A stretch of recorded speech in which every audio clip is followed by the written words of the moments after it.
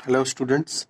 आज मैं आपके सामने एल्काइल हैलाइड और एराइल हैलाइड ऑर्गेनिक केमिस्ट्री का जो चैप्टर है वो उससे एक बड़ी इम्पॉर्टेंट पार्ट एलिमिनेशन रिएक्शन आपके सामने लेकर के आया हूँ।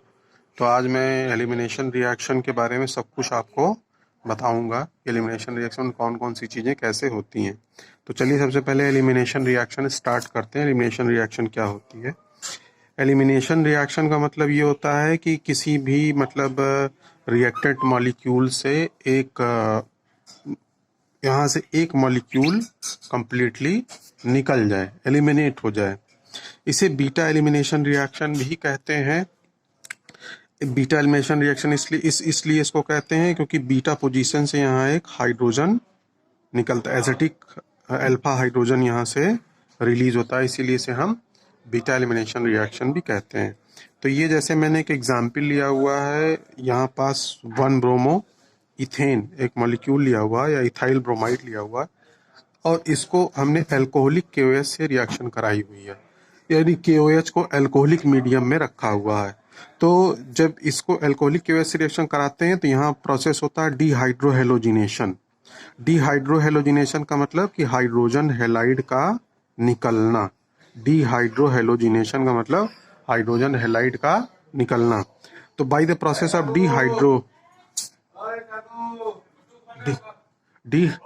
डिहाइड्रोहेलोजिनेशन के द्वारा जो है यहाँ से HX जो है वो बाहर निकल जाता है। तो HX के निकल जाने के वजह से यहाँ एल्कीन बनती है। तो इसको देखें कैसे होता है। ये होता ये है कि जब एल्कोहलिक KOH से आप रिएक्शन कराते हैं तो यहाँ से K प्लस Br के साथ निकल के क्या बना देता है, KBr। और ये जो OH बचता है, ये OH यहाँ H प्लस से रिएक्शन करता है। एग्जैक्टली ये होता है कि जब Br माइनस निकलता है तो ये कार्बोनियम आयन यहाँ बन जाएगा। देखिए यहाँ पॉजिटिव चार्ज लगा है, यहाँ कार्बोनियम आयन बन जाएगा। और कार्बोनियम आयन अपने आप को स्टेबलाइज करने के लिए यहाँ से क्या करता है, एक हाइड्रोजन एसिटिक हाइड्रोजन को यहाँ से क्या करता है, रिलीज कर देता है। तो ये हाइड्रोजन इस OH माइनस के साथ जोड़कर क्या बना देता है, H2O। और जैसे यहाँ से हाइड्रोजन निकलता है तो यहाँ कार्बन कार्बन के बीच में क्या आ जाता है, डबल बॉन्ड आ जाता है। डबल बॉन्ड आ जाने के वजह से यहाँ क्या बन जाती है, एल्कीन बन जाती है। एल्कीन के बन जाने के वजह से इसे हम मतलब कि डिहाइड्रोहेलोजिनेशन के द्वारा ही एलिमिनेशन रिएक्शन होता है और ये डबल बॉन्ड यहाँ अडॉप्ट हो जाता है। अब दूसरा फर्क यहाँ ये होता है कि जब हम एक्वस KOH से रिएक्शन कराते हैं, मतलब कि KOH को एक्वस मीडियम में रखते हैं, तो यहाँ डिहाइड्रोहेलोजिनेशन ना होकर के यहाँ सिंपल सब्स्टिट्यूशन रिएक्शन हो जाती है। ऐसा इसलिए होता है क्योंकि जब सब्स्टिट्यूशन रिएक्शन करते हैं और यहाँ से इस प्रोसेस में जब Br माइनस यहाँ से रिलीज होता है तो K प्लस और Br माइनस से रिएक्शन कर जाता है और यहाँ पास ये जो कार्बोनियम आयन बनता है उस कार्बोनियम आयन पर OH माइनस अटैक कर देता है। अटैक करके क्या बना देता है, अल्कोहल बना देता है। मगर यही चीज एलिमिनेशन रिएक्शन में इसलिए नहीं होती है कि जो हम एल्कोहलिक KOH का प्रयोग करते हैं तो वो OH माइनस को बल्कियर न्यूक्लियोफाइल बना देता है।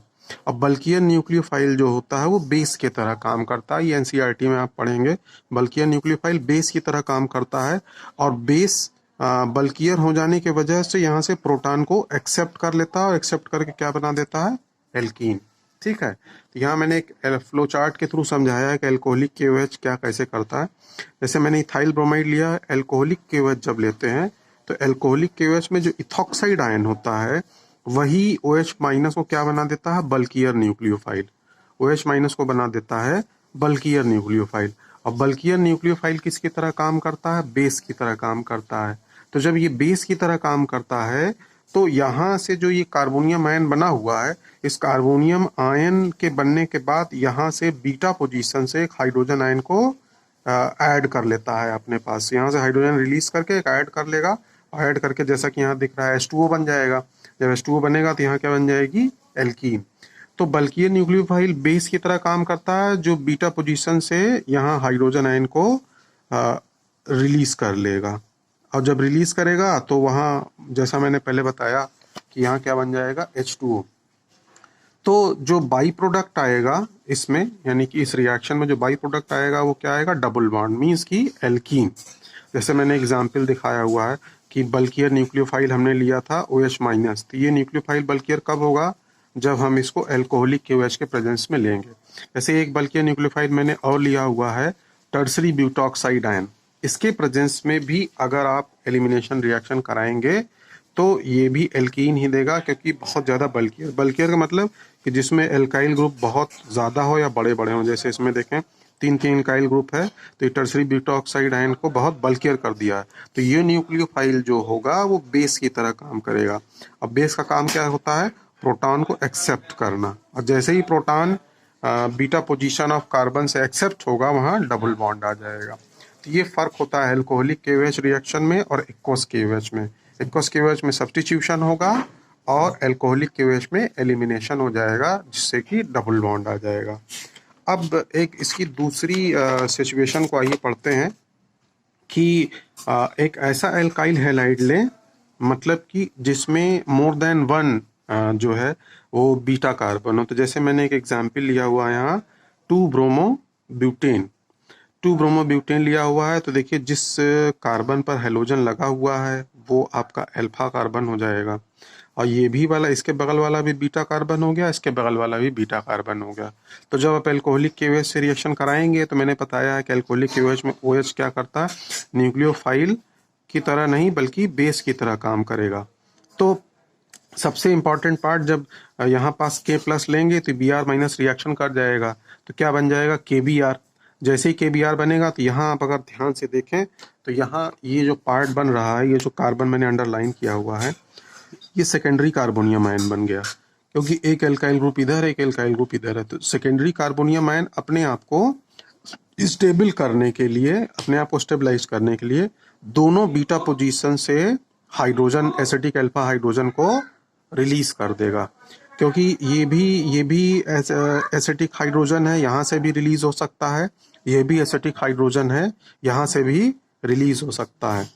तो पहला प्रोसेस ये हुआ कि जब यहाँ से एक हाइड्रोजन निकलेगा और OH माइनस से रिएक्शन करके H2O बनाएगा तो यहाँ डबल बॉन्ड आ जाएगा, और जब यहाँ से एक हाइड्रोजन यहाँ से रिलीज होगा आयन, फिर वो OH माइनस से रिएक्शन करके H2O बना देगा, तो यहाँ डबल बॉन्ड आ जाएगा। यानी कि 2 बीटा हाइड्रोजन हो जाने की वजह से 2 प्रोडक्ट की पॉसिबिलिटी है। यानी कि जब more than 1 beta hydrogen present होते हैं तो वहाँ मोर देन 1 आइसोमर्स बनते हैं। जैसे यहाँ देखिए 2 आइसोमर बने, क्यों, क्योंकि यहाँ 2 बीटा हाइड्रोजन है। तो एक आइसोमर जो बनेगा केस फर्स्ट में वो ब्यूट 1 इन होगा, जैसा कि आपको यहाँ दिख रहा है, और जो दूसरा आइसोमर बनेगा वो ब्यूट 2 इन होगा।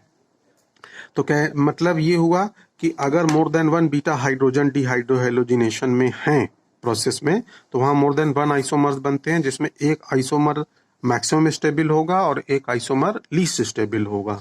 ऐसा इसलिए से इसमें देखिए ब्यूट 2 इन जो है वो मेजर आइसोमर है, 80% बनता है, 80% बनेगा, और ब्यूट 1 इन 20% बनेगा। अब उसका कॉन्सेप्ट जान लीजिए क्या होगा।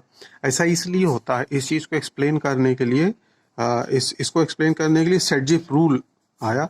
सेटजिफ ने एक्सप्लेन किया कि जब 2 बीटा हाइड्रोजन मौजूद हो डिहाइड्रोहेलोजिनेशन या एलिमिनेशन रिएक्शन में, तो जो मेजर प्रोडक्ट होता है, मतलब जो 80% बनेगा या जो मेजर आइसोमर होगा, वो मेजर आइसोमर होने का कारण क्या है, उसके लिए सेटजिफ रूल आया।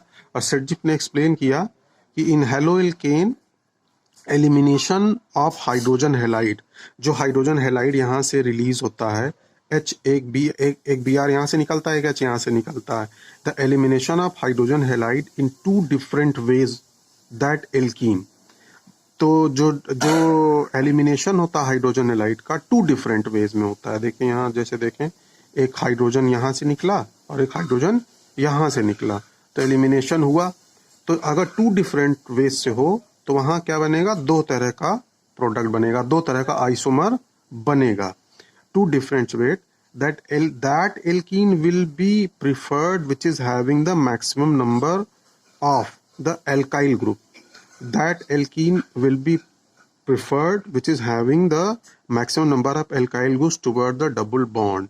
अब ऐसे यहाँ समझिए कि उन्होंने कहा कि अगर हाइड्रोजन हेलाइड निकलने के बाद जो एलिमिनेशन हो, अगर वहाँ दो तरह की एल्कीन या दो तरह के आइसोमर बन रहे हैं तो उस एल्कीन को ज़्यादा प्रीफर किया जाएगा, वो एल्कीन ज़्यादा स्टेबल होगी जिसके डबल बॉन्ड के दोनों तरफ एल्काइल ग्रुप की संख्या ज़्यादा होगी। इसमें देखें डबल बॉन्ड के दोनों तरफ दो एल्काइल ग्रुप लगे हुए हैं, इसमें डबल बॉन्ड के एक ही तरफ एल्काइल ग्रुप लगा हुआ है, तो वो एल्कीन ज़्यादा स्टेबल होगी जिसमें डबल बॉन्ड के दोनों तरफ एल्काइल ग्रुप की संख्या ज़्यादा होगी। इसमें दो हैं तो ये इसलिए क्या आ गया, मेजर आ गया। ऐसा इसलिए होता है कि डबल बॉन्ड से पर जो डबल बॉन्ड वाला जो कार्बन होता है उसको हम मान लेते हैं अल्फा कार्बन, और उसको मान लेते हैं मतलब फंक्शनल ग्रुप, और फंक्शनल ग्रुप के बगल वाले कार्बन को क्या कहते हैं, अल्फा कार्बन। तो फंक्शनल ग्रुप में उसके बगल वाले अल्फा कार्बन मौजूद हो जाने की वजह से यहाँ इलेक्ट्रॉन डिस्प्लेसमेंट हो जाता है, जिसे हम हाइपर कंजुगेशन कहते हैं। तो 3 अल्फा हाइड्रोजन इधर हो गए, 3 अल्फा हाइड्रोजन इधर हो गए, तो यहाँ 6 हाइपर कंजुगेटिव स्ट्रक्चर बन जाने की वजह से इसे हाईली स्टेबल माना जाता है, और यही हाइपर कंजुगेशन ही सर्जी रूल का कंसेप्ट होता है। तो ये काफ़ी इंपॉर्टेंट है, इसको आप ध्यान में रखें।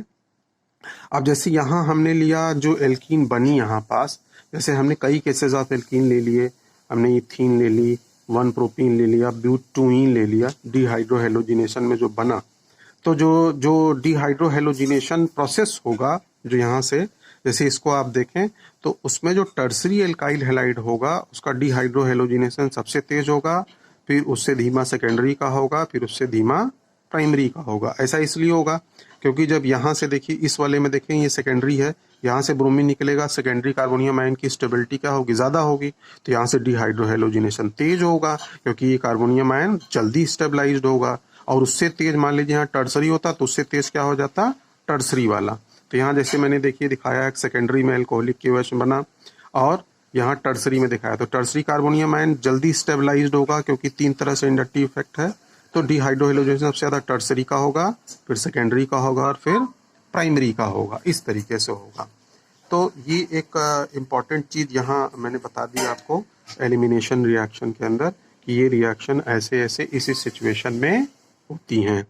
ठीक, तो मेरा वीडियो अच्छा लगा हो तो आप मतलब मेरे चैनल को सब्सक्राइब करें, लाइक करें और शेयर करें। Thank you.